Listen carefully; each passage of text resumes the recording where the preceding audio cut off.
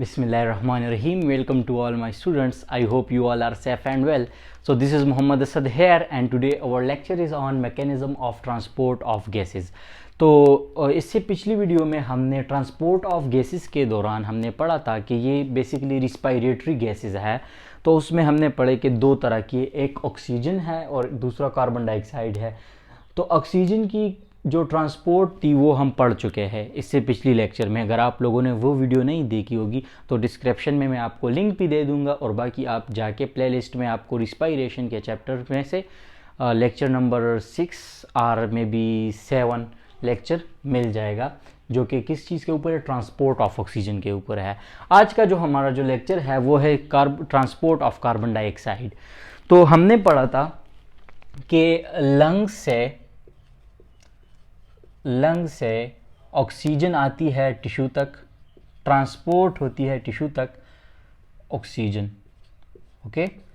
और टिश्यू में जब उसकी रिस्पायरेशन हो जाती है जिसको हम सेलुलर रिस्पायरेशन बोलते हैं, जिसका रिएक्शन कुछ इस तरह है C6H12O6 प्लस ये ऑक्सीजन बाइंड होता है इसके साथ और प्रोड्यूस कर लेता है CO2 plus H2O plus ATP molecule, okay. तो इन दोनों के साथ तो हमारा कोई भी लेना देना नहीं है। बाकी ये जो कार्बन डाइऑक्साइड है ये CO2 टिश्यू के अंदर बन गया है। ये तो बहुत सारे सेल है, बॉडी में बहुत सारे मिलियंस ऑफ सेल प्रेजेंट होते हैं। तो हर एक सेल में जब ये रिस्पायरेशन होता है तो बहुत सारा कार्बन डाइऑक्साइड बनेगा। तो इस कार्बन डाइऑक्साइड को बॉडी से बाहर निकालना है तो वो लंग्स के अंदर आएगा और लंग्स ही इस कार्बन डाइऑक्साइड को एनवायरनमेंट में बाहर छोड़ेगा। तो आज हम जो पढ़ने जा रहे हैं वो है CO2 की टिश्यू से लेके लंग्स तक की transport, okay. Transport of CO2 from tissue to lungs, okay. अब ये CO2 लंग्स तक पहुंचने के लिए 3 तरीकों के अंदर जाती है और वो किसके थ्रू जाएगी? ब्लड के थ्रू जाएगी। किसके थ्रू जाएगी? ब्लड के थ्रू जाएगी। ब्लड के थ्रू जाएगी। और कितनी फॉर्म में जाएगी? 3 फॉर्म में जाएगी, ओके। और वो कौन कौन से होंगे तो आज हम डिस्कस करने वाले हैं, ओके। ये मैं मिटा लेता हूं यहां पर, पहले ये मैं नहीं मिटाता, चलो यहां पर आते हैं। क्या होगा? The blood transported oxygen from the lungs, तो वो हम पढ़ चुके, to different tissues and carbon dioxide from tissue to the lungs, तो वो आज हम पढ़ेंगे। Transport of CO2 in the form of bicarbonate, तो जो 70% कार्बन डाइऑक्साइड की ट्रांसपोर्ट होती है from the tissue to the lungs, that is in the form of bicarbonate ion. और दूसरा क्या है? Carbo in the form of carbo oxy haemoglobin, ये भी हम पढ़ेंगे as a carbo oxy haemoglobin. और तीसरी फॉर्म, 3 फॉर्म में ट्रांसपोर्ट होती है, dissolve in plasma, okay. Plasma में डिजॉल्व होती है। इससे पहले जो हम स्टार्ट करते हैं तो थोड़ा बहुत हम ब्लड के बारे में पढ़ लेते हैं कि ब्लड क्या चीज़ है। पिछली लेक्चर में मैंने आपको भी बताया था, ब्लड हमारे पास फॉर्म होती है, कंपोजिशन है उसकी, प्लाज्मा होती है, प्लाज्मा, क्योंकि हम फिर आगे जाके यही वर्ड्स यूज़ करेंगे, ओके। RBCs होती है, red blood cells, white blood cell होती है, WBC में लिख लेता हूँ, और प्लेटिलेट्स होती है। क्या? प्लेटिलेट्स होती है। हमारा काम इन दोनों के साथ है, ओके। तो यहाँ पर मैं डायग्राम से शो करवाता हूँ। ये हो गया हमारा रेड ब्लड सेल और साथ में ये जो जगह है ये ब्लड कैपिलरी की मैं बात कर रहा हूँ, जो ब्लड है। और ये क्या है? Plasma, plasma. और ये हो गया RBC, ओके। तो ये थोड़ा आप नोट कर ले।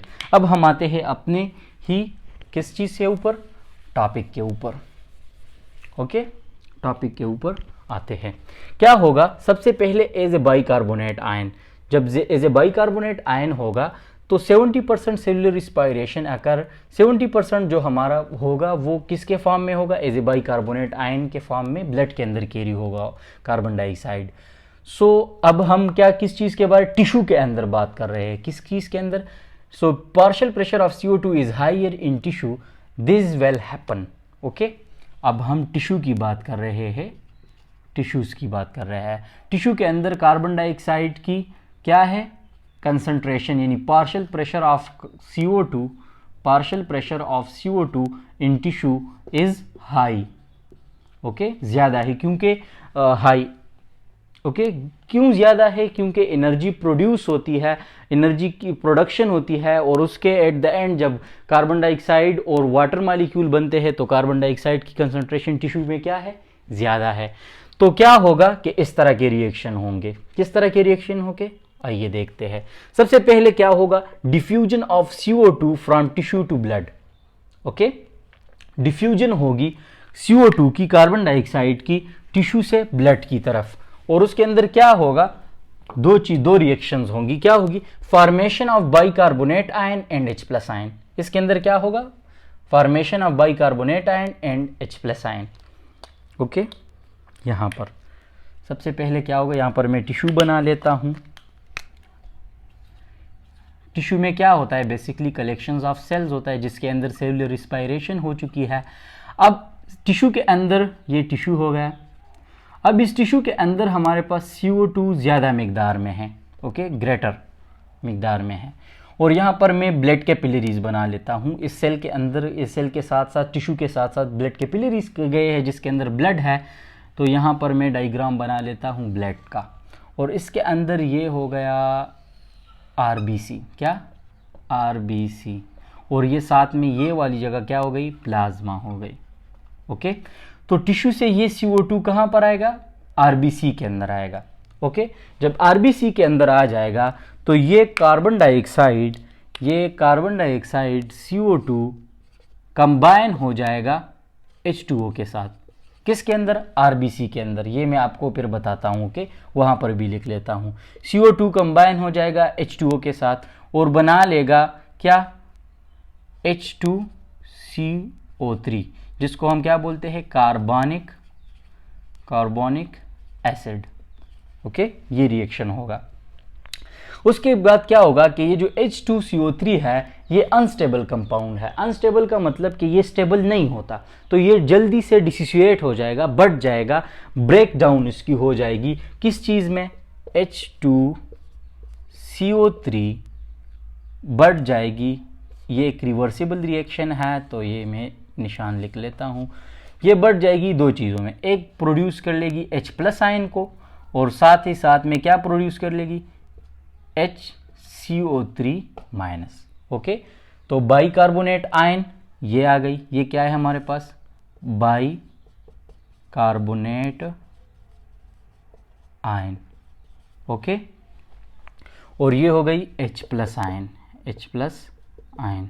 ओके, यहाँ पर ब्लड में लिख लेते हैं। कार्बन डाइऑक्साइड RBC में आ गया, CO2 प्लस क्या होगा? H2O मिल जाएगी। क्या बन जाएगा? H2CO3 बन जाएगा। ओके, अब ये H2CO3 डिसोसिएट हो जाएगा H+ आयन में प्लस HCO3- में। तो ब्लड के अंदर, RBC के अंदर हमारे पास क्या बन गया? H+ आयन बन गया, और साथ ही साथ में क्या? बाइकार्बोनेट आयन बन गया, HCO3- बन गया। ओके, अब इसके बाद क्या होगा कि haemoglobinic acid formation in the blood. Okay, और ये अभी हम क्या, कहाँ पर है? टिश्यू के साथ है। Haemoglobinic acid formation in the blood. RBC के अंदर क्या होगा? हेमोग्लोबिनिक एसिड बनेगा। वो किस तरह बनेगा कि ये जो ब्लड है इसके अंदर लंग से क्या आया है? ऑक्सीजन आया है, in the form of what? Oxyhaemoglobin, in the form of what? HB4O2। Okay, तो जब वो HB4O2 कंबाइन हो जाएगा, ये जो H+ आयन प्रोड्यूस हुआ है इस H+ आयन के साथ कंबाइन हो जाएगा, और क्या बनाएगा? HHB बनाएगा प्लस 4O2 मॉलिक्यूल को रिलीज कर लेगा। आइए देखते हैं यहाँ पर डायग्राम से। ओके, यहाँ पर मैं टिश्यूज़ का डायग्राम बना लेता हूँ। ये टिश्यू हो गया। ओके, साथ ही साथ में ये हो गया, ये मैं अदर कलर से कर लेता हूँ। ये हो गया अंदर RBC, उसके अंदर क्या था? H+ था। तो जो उसके अंदर HB4O2 मॉलिक्यूल आया था लंग से, उसके साथ क्या मिल गया, H+ आयन मिल गया और प्रोड्यूस किया 4O2 मॉलिक्यूल को प्लस हेमोग्लोबिनिक एसिड को, HHB को। ये जो है HHB क्या है, हेमोग्लोबिनिक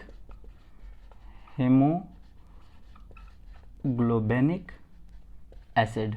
ओके, ये मैं स्टेप बाय स्टेप बता रहा हूं आपको, वीडियो थोड़ी लेंथी हो जाएगी लेकिन आपने बिल्कुल सही तरीके से समझना है। ओके, तो 4 ऑक्सीजन मॉलिक्यूल रिलीज हो गए। अब ब्लड के अंदर 4 ऑक्सीजन मॉलिक्यूल है, ये आ जाएंगे कहां पर, टिश्यू के अंदर आ जाएंगे, क्योंकि यहां पर टिश्यू के अंदर क्या होगा, रिस्पायरेशन होगी, और रिस्पायरेशन के लिए क्या लाजमी है, हमारे पास ऑक्सीजन लाजमी है कि वो पहुंच जाए।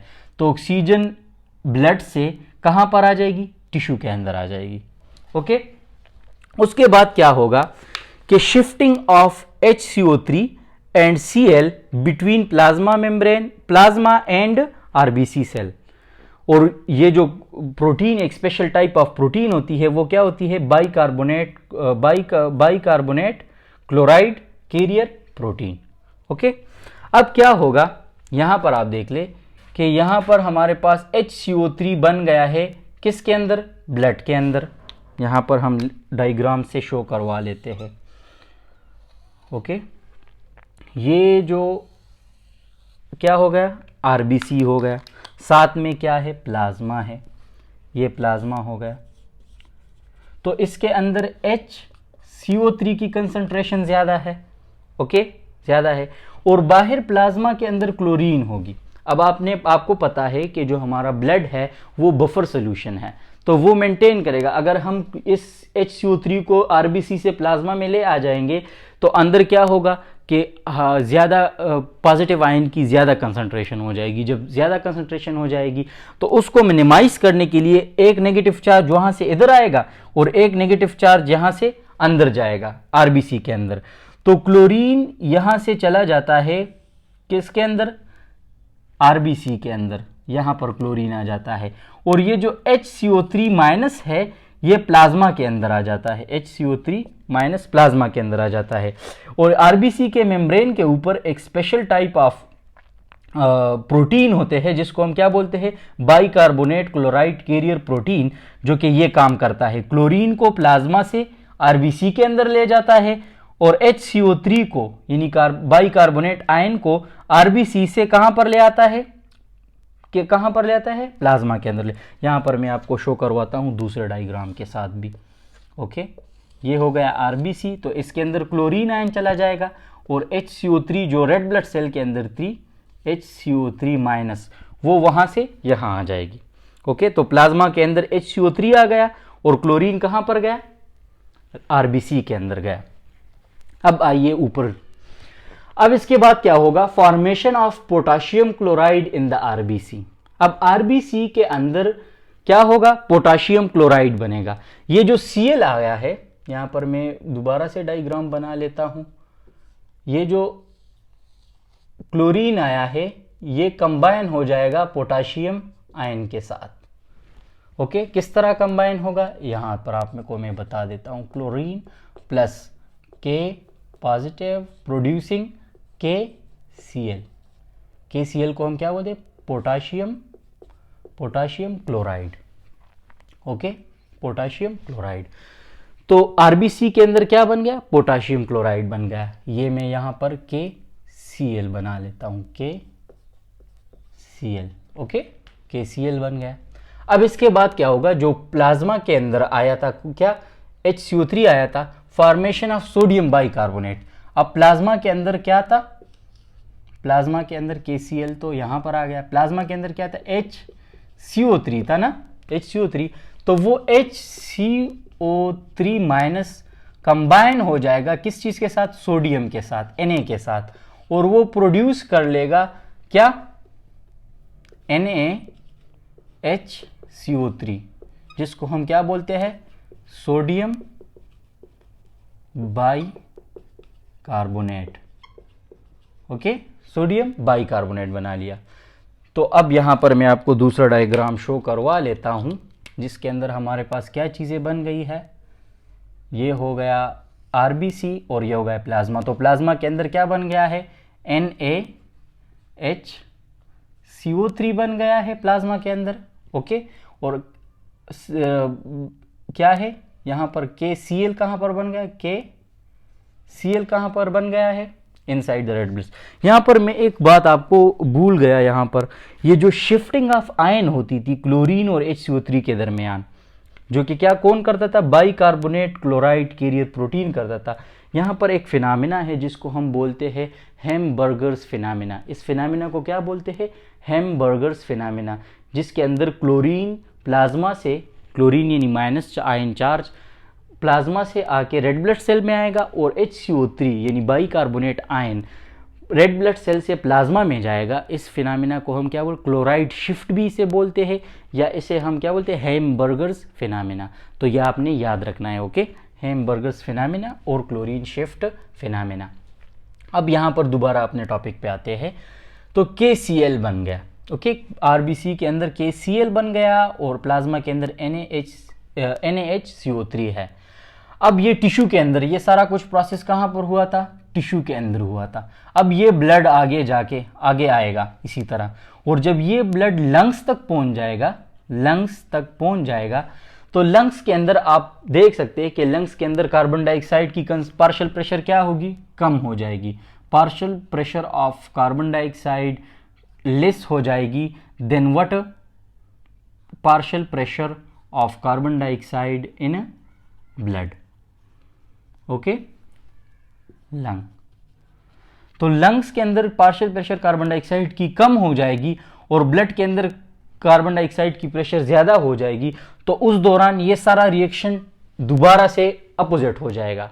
क्या हो जाएगा, अपोजिट हो जाएगा, क्योंकि अब कार्बन डाइऑक्साइड ने कहां पर आना है, ब्लड से टिश्यू के अंदर जाना है, यानी टिश्यू के अंदर नहीं, ब्लड ने लंग्स के अंदर, ब्लड से लंग्स के अंदर जाना है। कार्बन डाइऑक्साइड ब्लड से लंग्स के अंदर जाने तो किस तरह जाएगा कि ये जो NaHCO3 है, ये जो NaHCO3 बन गया, ये दोबारा से बढ़ जाएगा, ब्रेक हो जाएगा HCO3 प्लस Na में, ओके। ये जो KCl है, ये जो KCl है, अब कहां पर, लंग्स के अंदर मैं बात कर रहा हूं। जब लंग्स तक ये ब्लड पहुंच जाएगा तो क्या बन जाएगा हमारे पास, दोबारा से KCl से क्लोरीन और कैल्शियम आयन बन जाएगा, ओके, पोटाशियम आयन बन जाएगा।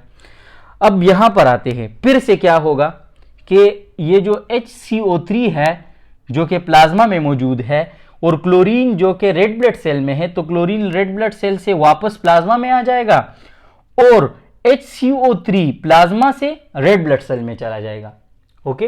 अब रिवर्स हो गया, सारा प्रोसेस रिवर्स हो गया, क्योंकि हम कहां पर पहुंचे हैं, लंग्स तक पहुंचे। ये सारा प्रोसेस कहां पर हुआ था, टिश्यू के अंदर हुआ था, जब कार्बन डाइऑक्साइड ने ब्लड के अंदर जाना था। अब ब्लड से कार्बन डाइऑक्साइड ने लंग्स के अंदर जाना है, तो ये रिवर्स होगा।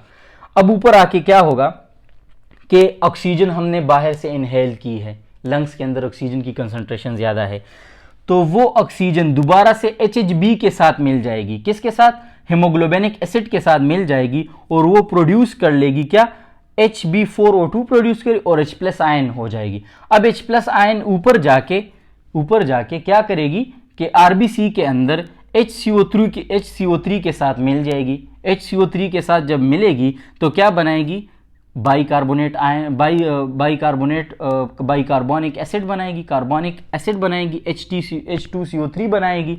जब H2CO3 बन जाएगी तो इसको दोबारा से रिवर्सिबल रिएक्शन के थ्रू ये फिर इससे क्या बन जाएगा, CO2, और साथ ही साथ में क्या बन जाएगा, H2O मॉलिक्यूल बन जाएगा। तो ये CO2 फिर अब कहां पर, टिश्यू की, लंग्स की बात हम कर रहे हैं ना, तो लंग्स, तो अब ब्लड, यहां पर लंग्स है और यहां पर ब्लड है, तो ब्लड के अंदर CO2 बन गया, तो ये CO2 कहां पर आ जाएगी, लंग्स के अंदर आ जाएगी, जो कि हमारे पास 2 होती, तो लंग्स के अंदर आ जाएगी। और इसको हम दोबारा से एक्सपायरेशन के दौरान जब हम सांस छोड़ते हैं इसी तरह, तो ये CO2 अब ब्लड से लंग्स में आ चुकी है, और इसको हम बाहर एनवायरनमेंट में छोड़ देते हैं, तो आप देख सकते हैं कि एज ए बाइकार्बोनेट आयन के तौर पर कहाँ से, ब्लड टिश्यू से कार्बन डाइऑक्साइड ब्लड में शामिल हो गया, फिर ब्लड में ये सारा रिएक्शन हो गया, यहाँ तक आ गया, और जब ये ब्लड फिर सर्कुलेट करके लंग्स तक आ गया तो फिर रिवर्स ये रिएक्शन हो गया और कार्बन डाइऑक्साइड बन गया और वो लंग्स में आ गया और बाहर हमने फेंक दिया। तो एज ए बाइकार्बोनेट 70% जो कार्बन डाइऑक्साइड होता है वो इसी फॉर्म में सर्कुलेट करता है। अब बाकी अगर आप देख ले दूसरी ये जो 23% कार्बन डाइऑक्साइड सर्कुलेट होता है ब्लड के अंदर, वो as a carbo oxy haemoglobin होता है, कार्बो ऑक्सी हीमोग्लोबिन।